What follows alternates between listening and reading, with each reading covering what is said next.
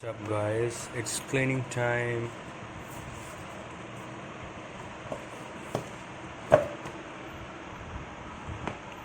आज मैं आपको बताऊंगा कि शूज़ की सोल कैसे साफ़ करते हैं। जैसे कि आप देख सकते हैं कि शूज़ की जो सोल है काफ़ी पीली पड़ गई है। तो इसके लिए हमें 3 चीज़ें चाहिए, बस 3 चीज़ें। थोड़ा सा पानी और no, it's not mayonnaise, it's baking soda and one toothbrush.